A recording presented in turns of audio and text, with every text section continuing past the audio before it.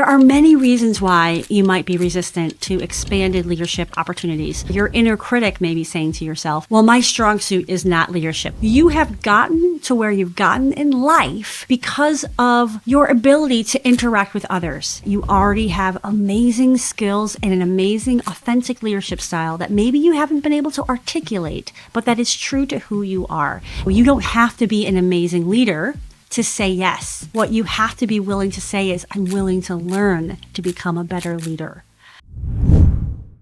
Hello and welcome to the Unlock Lab. I'm your host, Tosca DiMatteo, and today I'm coming to you from Vermont. All right, I'm excited for today because I want to talk about reluctant leadership and some of the reasons why we have opportunities to step into leadership roles or to expand our leadership roles, but we're afraid to do so for a number of reasons. So if this resonates with you, then I'm glad you're here. So maybe this is an episode where it's for you, or maybe it's an episode for somebody that you know that you believe in and you want them to know that. So where to begin? I want to begin with how it can feel so much easier to be an individual contributor, to be an expert at that functional area of what you do, that technical expertise or functional expertise, whether you're an engineer or an accountant or maybe even in marketing. And there is a kind of deep confidence that comes in this functional expertise when we've been doing it for years. And when we start to add other layers of what our job responsibilities are, that can start to feel a little unnerving because, well, what do we know about leadership if we've never had to manage other people or have had to manage more people because of an upcoming opportunity? Being an expert allows you to focus on those technical/hard skills, right? There's usually a right and a wrong way, even when there's an art to what you do. Let's just take marketing, for example. But you kind of know the rules of the road. And because you've been doing it for so long, you can stand up for yourself and you can, claim what you think is the right thing to do. And in leadership, it can feel different. It can feel like, gosh, what's the right way? What's the wrong way? Am I, uplifting my employees? Am I being firm enough and getting the most out of them? It can feel so much more easy to just manage your technical skills than your leadership skills.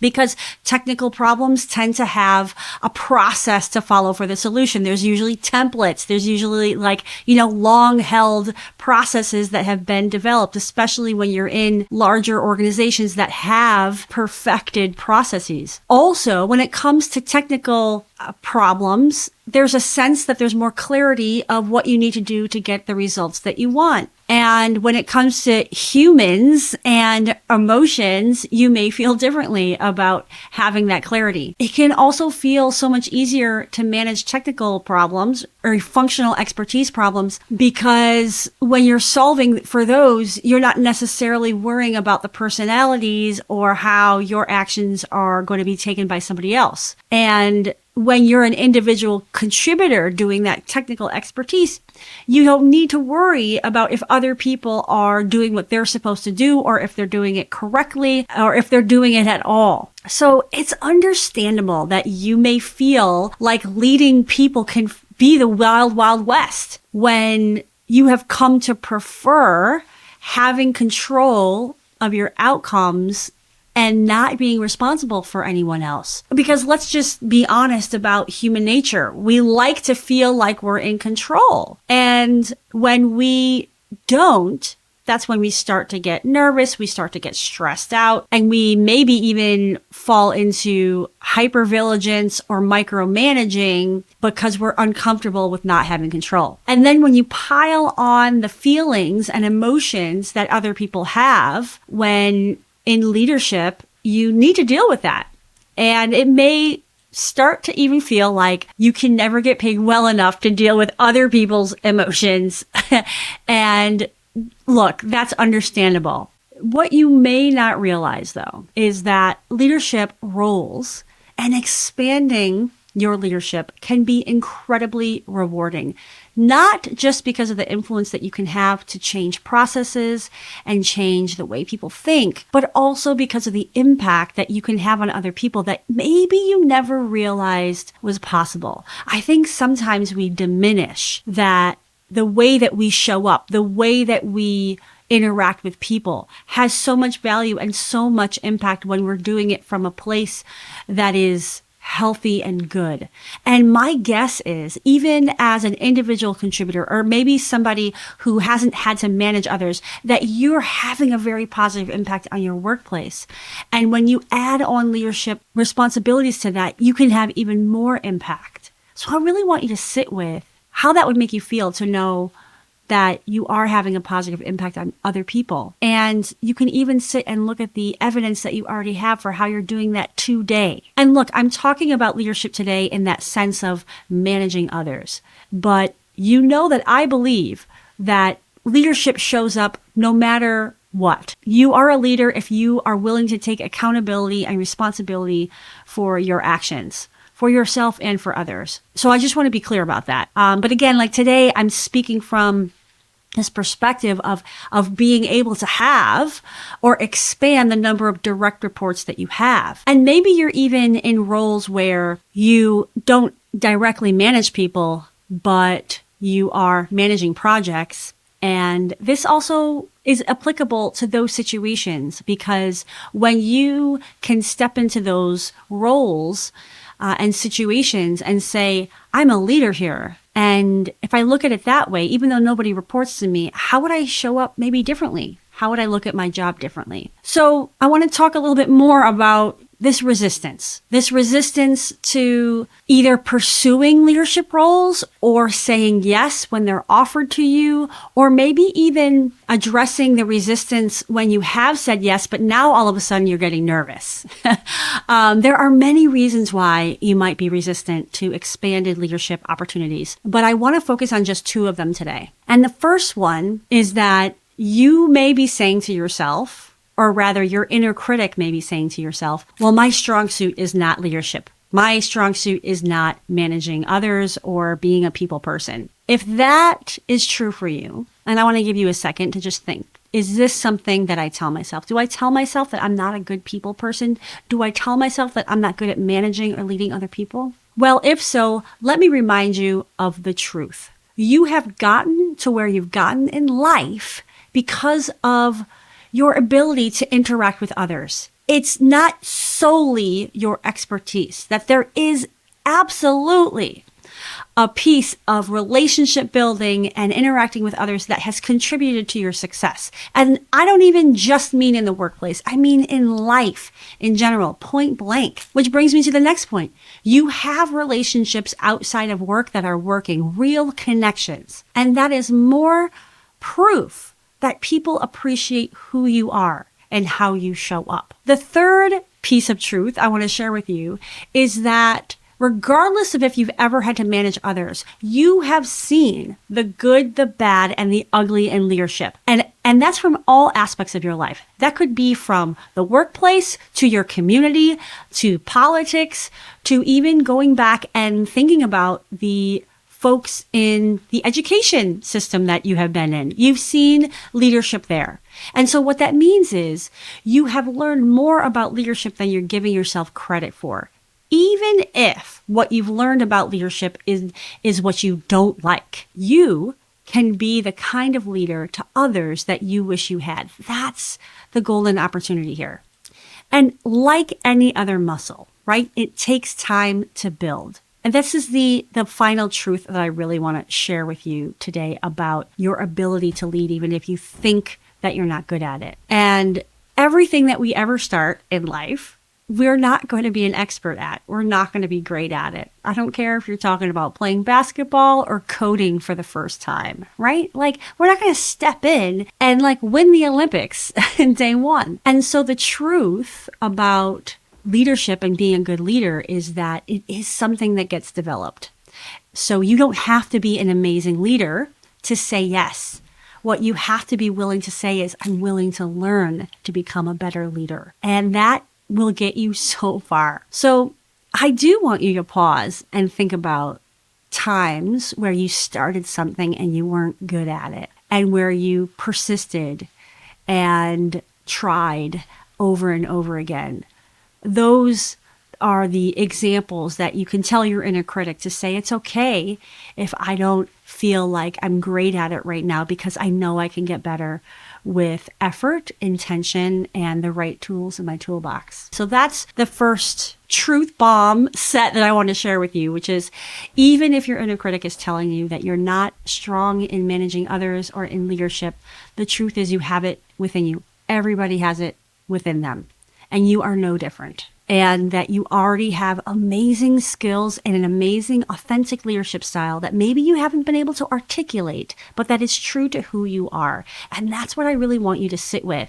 Even after this conversation I'm having with you, I want you to sit with, how would I describe the kind of leader I am? Again, regardless of if you have employees who are reporting to you or not, what kind of leader would you say that you are?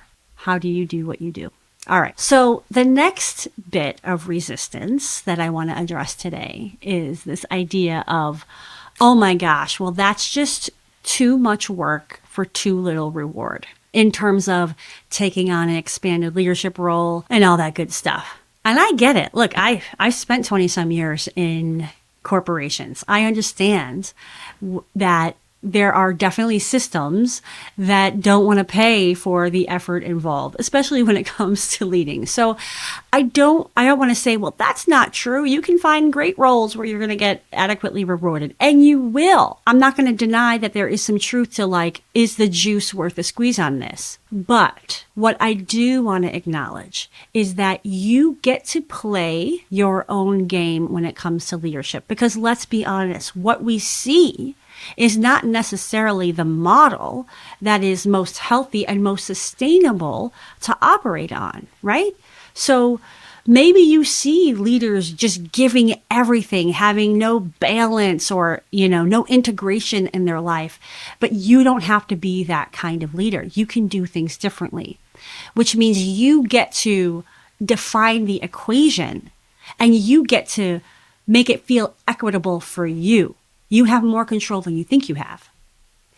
So just because you have not seen leaders holding boundaries, or you have not seen leaders be able to delegate as much as they need to, doesn't mean that the way you lead has to look like that at all. Here are 3 things I want to share with you that you'll need to master to avoid getting into resentment or getting into overdoing. And I want to share this with you right now because, again, I want to dispel the myth of the resistance that you may be feeling. So the first piece, which I kind of alluded to earlier, is around delegating. Yes, as a leader, you will need to learn to delegate because your role is going to be beyond functional expert. It's going to go into some other areas that you need to take on, which means you need to let go of other things. And getting comfortable with letting go of control of certain activities and certain outcomes. I'm not saying it's easy, but it's what will support you in not feeling like you're taking on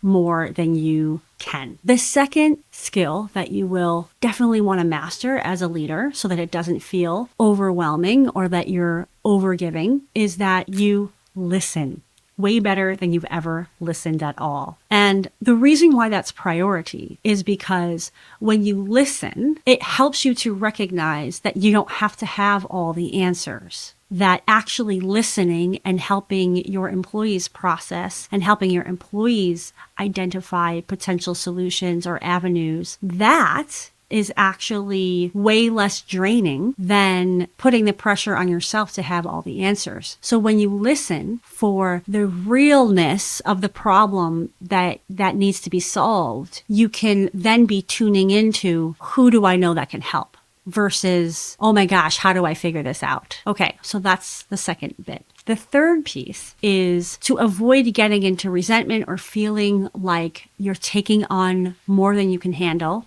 in an expanded leadership role is to give yourself the right support. You don't have to expand your responsibilities without support. Be that it with internal mentors, guides, or external coaches, advisors, networks, or communities, you can tap into others who have the expertise and the experience that you are currently building. Now, what's interesting that I've observed that let's just take entrepreneurs, right? Entrepreneurs know that they have to wear so many hats that they've never worn before. And so they surround themselves with people that can support them with that expertise. Maybe they've never done accounting. Maybe they've never done marketing. Maybe they've never done operations or distribution, right? And they know this, and they know they need help because it would take way too long to figure out all those things on their own. So there is this mentality of having community and support in place so that they can reach the goals that they want to reach.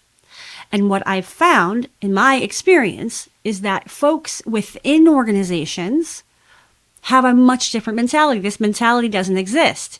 It's very much, an individualistic mentality in terms of, well, if I was hired for this job, then I have to have all the answers and I have to know how to do all the things. And what that leads to is people suffering through the learning curves and making mistakes that they didn't have to because they think they're supposed to do it alone. So this is a long way of saying that when you step into bigger roles, absolutely you need support. And you deserve that support. It's like, take a professional athlete, right? When they decide they want to go to the Olympics, they don't decide to go to the Olympics and continue doing what they're doing on their own with whatever level of support they have. No, they know they have to up-level that support because they've just up-leveled the competition. They've just up-leveled the arena in which they're playing. And it's no different when you expand your leadership role. Why would you think that if you're going from 10 employees to managing 50 or 75 employees, that the same support system is going to work for you? Likely not. Likely you're going to up-level your support if you truly want to be successful and get out of your own way faster. So those are the three things that will support you in not coming to this idea that you are going to have to overgive if you take on a bigger role. Next, what I want to do is introduce you to 3 ideas to help you excel as a leader when your role has expanded. Okay. So the first thing that I want to share is don't take on everything all at once. The second piece is to define expectations for yourself and with your leadership. And the third piece is to create your support system, which very much goes in line with what I was just saying. So let me start with the first piece. Don't take everything on all at once. This is how you can easily get overwhelmed as a leader, because when you're stepping into a new role or an expanded role, you can often see all the white spaces and all the opportunities and all the things that are wrong. And what can happen is you can go in like a bull in a china shop and just start making changes and trying to address everything all at once. And there's an incredible risk with doing that. First of all, you have to consider the culture that you're in. And secondly, you have to consider that people fear change, right? They fear uncertainty. And so if you come in like a bat out of hell, you are going to make a lot of people nervous. So instead of trying to, take on everything all at once, take intentional steps to understand the true task at hand and to understand what the true priorities are. Because not everything is a fire and not everything is a number one priority. So the thing that you can do in terms of taking intentional steps is to first take in the information. Understand the lay of the land, because you're going to have a different perspective being in a different role, and you're going to see things a little bit differently because of that. So take the time to take in this information almost with a beginner mindset, because you are a beginner in that expanded role. The second piece is to listen to the pain points and the opportunities, to really have a deep understanding of them before you go in and start to prioritize. And then take into account company culture. This will help you to understand the level of, let's just say, assertiveness or maybe aggression with making changes when you come in. And when you are stepping into a new organization, especially, understanding culture is important before you take big steps forward. Okay, I can go on and on about this one forever, but I will move on to the second piece, which is what will help you excel as a leader in an expanded role. And that second piece is to define the expectations for yourself and with your leadership. Because oftentimes maybe what was written on a job description or what you thought in your head may not be completely aligned with what is needed. And also, when you are used to living and dying by particular metrics, when you've been in a functional area, for example, it's a whole different game when you start to understand expectations in that leadership part of your role, right? And it may not be as easy as 30% increase or 5% decrease in terms of those metrics. So think deeply about what you hope to accomplish as a leader with the people aspect of your job, and talk to your manager, talk to your leader about that and see if you're on the same page.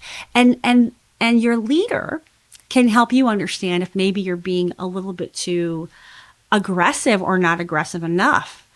It makes me think of, I coached a beautiful leader recently, and she was in this expanded role. And as she got further and further into it, she realized that the scope of what she needed to do was so much bigger than she originally realized. That there was actually not just building of a team that was required, but there was actually pruning and trimming that needed to happen within the workforce because they weren't a fit anymore and things weren't working out. So that helped her to realize, oh, wait a minute. I'm setting this expectation to build a team, but actually I have to do some pruning first. And that changes everything. That changes your outlook, and it changes your priorities too when you look at it like that.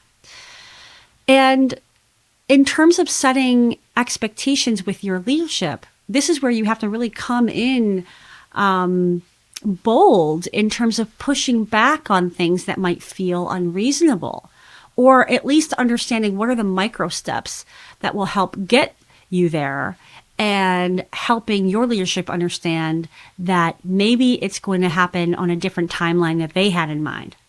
And when you build your case for that, it's hard to deny that.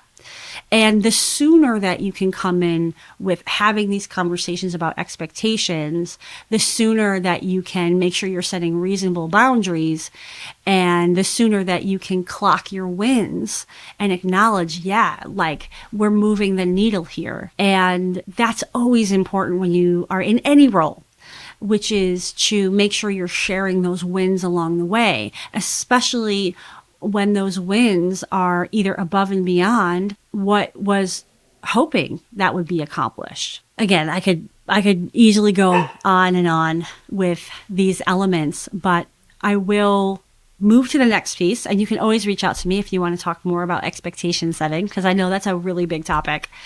But the last piece is about creating that support system. You are definitely going to run into things that you've never experienced before or had to deal with. So start to identify who you can go to, because you don't have to fly blind in your new role. You can choose folks inside and outside of your organization. I'll give another example of working with a client of mine, and he had to face some HR related issues that he never experienced before. And he was trying to figure out what to do all on his own. Meanwhile, he had an HR team within that organization that, of course, he could go to. But he thought because he had this expanded role that he was supposed to know what to do and how to handle it. And he wasn't using the support system that was literally already internal to the organization. And part of that is ego. And, part of that is about the pressure that we put on ourselves to have all the answers and so on and so forth. So you have to really look for that support team that you need when you're starting something new, expanding your responsibilities, because you don't have to do it alone. So I hope that this conversation has helped you feel a little bit more confident that you can take on leadership role and be amazing at it and not run yourself into the ground while doing it. Now, you may not even know what kind of leader that you are. You may not be able to articulate it, but you don't have to. That's okay. You may not have seen the kind of leader that you want to be in order to emulate it, but that's okay too, because you can figure out what kind of leader you want to be along the journey. You get to write your own code, and you get to learn more about who you are and what you offer as it relates to leading others when you expand your leadership and give yourself permission to explore what's possible with that. There are people out there in this world that need what you have to offer. Trust that and know that. And if you ever need any support in your journey of leadership, please feel free to reach out. All my contact information is on this platform, and I look forward to hearing from you, especially if this episode helped you to think a little bit differently about taking on leadership roles when perhaps before you were a bit apprehensive. As always, thank you so much for being in the Unlock Lab with me. It's such a pleasure and an honor to share these thoughts with you so that you can step further into your leadership role. In case you weren't aware, I also want to let you know that I do this content not just in this platform, but I do it with teams in masterclass facilitations that I do. I do it with one-on-one coaching clients, as well as keynote, main stage, and retreat type of environments. So however I can support you and your team in getting to the next level of their potential, there's a lot of different ways that I can do it, and you can learn more at CoachTosca.com. That's CoachTosca.com. All right. Thanks so much for being here, and I hope you enjoy your leadership today.